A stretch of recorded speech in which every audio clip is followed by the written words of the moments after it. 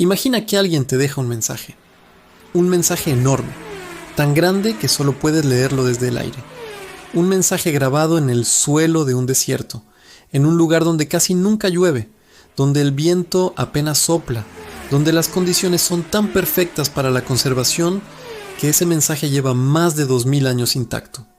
Ahora imagina que la civilización que dejó ese mensaje no tenía aviones, no tenía globos, no tenía ningún medio conocido para volar, y sin embargo, crearon ese mensaje para ser visto desde las alturas. ¿Para quién lo dejaron? ¿Quién se suponía que lo iba a leer? Esas son las preguntas que llevan décadas sin respuesta. Bienvenido a Enigmas del Antiguo Mundo. Hoy hablamos de las líneas de Nazca, y te garantizo que lo que vas a escuchar hoy no te va a dejar indiferente. Un desierto con secretos. Para entender las líneas de Nazca, primero necesitas entender el lugar donde están. La meseta de Nazca se encuentra en el sur de Perú, a unos 400 kilómetros al sur de Lima. Es uno de los lugares más áridos del planeta. Llueve menos de media hora al año. El viento es casi inexistente. La temperatura es estable. Las condiciones son tan extremas y tan constantes que los arqueólogos las consideran casi perfectas para la conservación de estructuras antiguas. Eso explica por qué las líneas han sobrevivido tanto tiempo. Pero no explica por qué están ahí.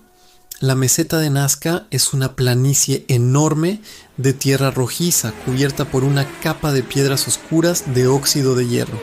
Y sobre esa superficie alguien, hace entre 2000 y 2500 años, removió esas piedras oscuras para dejar al descubierto la tierra clara que hay debajo, creando así líneas y figuras de un color claro sobre un fondo oscuro. El resultado es visible desde el aire con una claridad asombrosa, pero desde el suelo, desde donde supuestamente trabajaron sus creadores, apenas puedes distinguir lo que estás haciendo. Las figuras que desafían la lógica.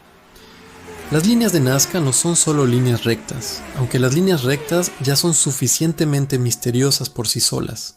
Algunas de esas líneas rectas tienen kilómetros de longitud y son perfectamente rectas, sin desviaciones, sin curvas, perfectamente rectas durante kilómetros, en un terreno irregular, sin tecnología de precisión conocida.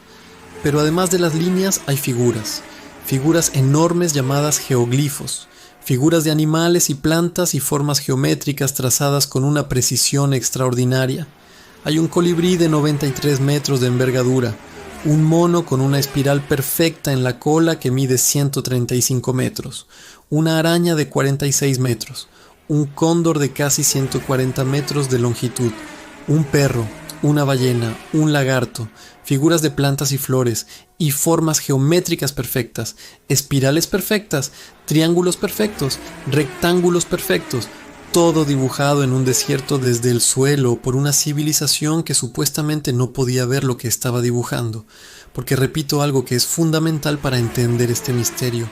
Las figuras solo tienen sentido vistas desde el aire. Desde el suelo son incomprensibles. Son solo líneas que van hacia ninguna parte. ¿Quién las hizo y cómo? La cultura que creó las líneas de Nazca se llama precisamente cultura Nazca. Vivieron en esa región entre el año 100 a.C. y el año 800 después de Cristo aproximadamente. Eran agricultores, ceramistas, constructores modestos, no tenían rueda, no tenían animales de carga grandes, no tenían escritura conocida, y sin embargo crearon una de las obras de ingeniería más precisas y misteriosas de la historia de la humanidad. Los arqueólogos han intentado explicar cómo lo hicieron. La teoría más aceptada dice que usaron cuerdas y estacas para trazar las líneas, que dividieron las figuras en cuadrículas pequeñas y las reprodujeron a escala mayor, que no necesitaban verlas desde arriba para hacerlas correctamente. Y puede que eso explique el cómo técnico, pero no explica el por qué.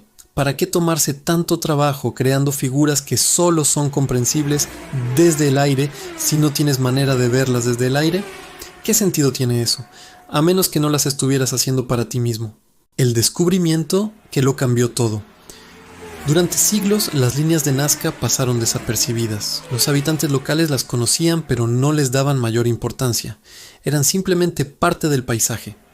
Fue en 1927 cuando un arqueólogo peruano llamado Toribio Mejía Shespe Las estudió por primera vez de forma sistemática, pero fue una mujer la que realmente puso las líneas de Nazca en el mapa mundial. Su nombre era Maria Ricci.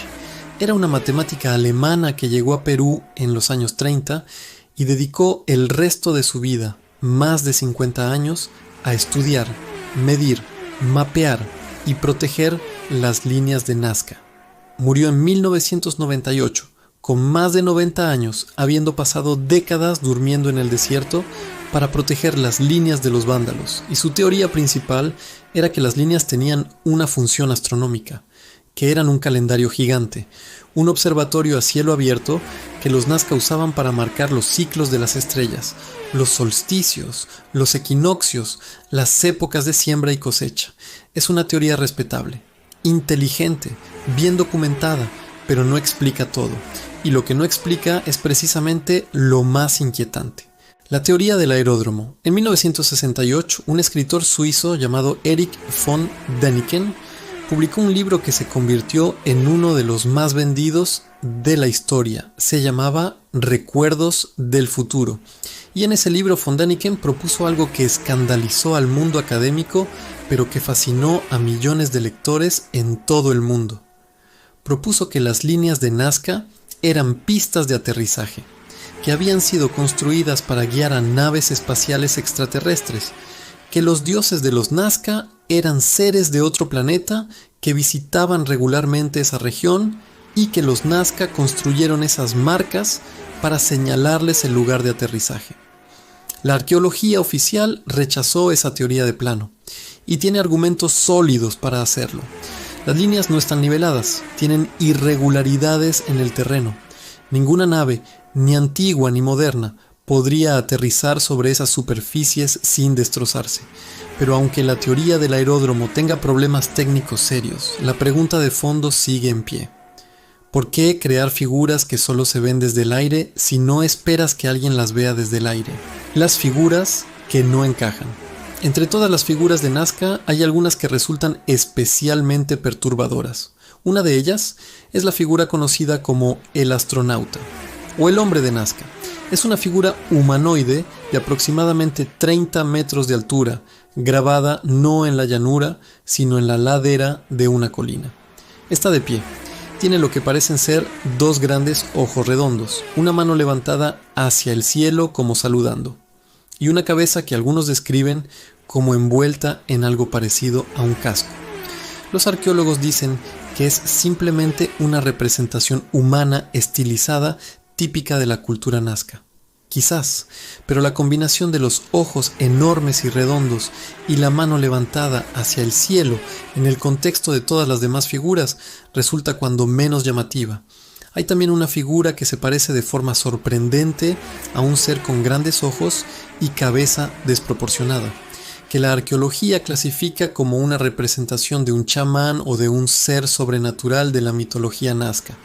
Puede ser, pero cuando ves esa figura desde el aire, la primera palabra que te viene a la mente no es chamán. Las líneas rectas, el misterio ignorado. Mientras el mundo se fascinaba con los animales y las figuras, el misterio más profundo de Nazca pasaba casi desapercibido. Las líneas rectas. Hay cientos de líneas perfectamente rectas que atraviesan la meseta de Nazca en todas direcciones. Algunas tienen apenas unos metros de ancho, otras tienen decenas de metros de ancho y parecen pistas de aeropuerto. Algunas tienen pocos cientos de metros de longitud, otras tienen kilómetros y todas son perfectamente rectas, en un terreno que no es plano, que tiene colinas y barrancos y irregularidades. Las líneas los atraviesan sin desviarse ni un milímetro, suben por las laderas de las colinas y bajan por el otro lado manteniendo exactamente la misma dirección, como si el terreno no existiera, como si hubieran sido trazadas desde el aire, ignorando la topografía del suelo. Un equipo de ingenieros de la NASA estudió esas líneas en los años 60. Su conclusión fue que para trazar líneas rectas de ese nivel de precisión sobre un terreno irregular se necesitaría tecnología de triangulación aérea. Es decir, necesitarías estar en el aire para hacerlo correctamente. Los Nazca no tenían aviones, pero las líneas están ahí. El agua y los dioses del cielo. Una de las teorías más recientes y más interesantes sobre las líneas de Nazca las relaciona con el agua. El investigador David Johnson propuso en los años 90 que las líneas siguen el trazado de los acuíferos subterráneos de la región, que los Nazca las usaban como mapas del agua subterránea para saber dónde excavar pozos en un desierto donde el agua es literalmente una cuestión de vida o muerte. Es una teoría fascinante y tiene respaldo arqueológico. Los Nazca construyeron un sistema de acueductos subterráneos llamados puquios, que siguen en parte el trazado de algunas líneas. Pero esa teoría no explica los animales, no explica el mono de 135 metros, no explica el colibrí, no explica el astronauta, no explica las pistas kilométricas perfectamente rectas. Quizás no hay una sola explicación. Quizás las líneas de Nazca tenían múltiples funciones. Eran un calendario y un mapa de agua y un mensaje y una ofrenda a los dioses del cielo. Todas esas cosas al mismo tiempo. Eso tampoco lo explica todo. Pero quizás la pregunta más importante no es qué son las líneas de Nazca, sino quiénes eran realmente los dioses del cielo a los que los Nazca dirigían esas ofrendas. Reflexión final. Las líneas de Nazca llevan siglos mirando al cielo, esperando ser vistas. Fueron creadas para alguien que estuviera arriba, alguien que pudiera volar.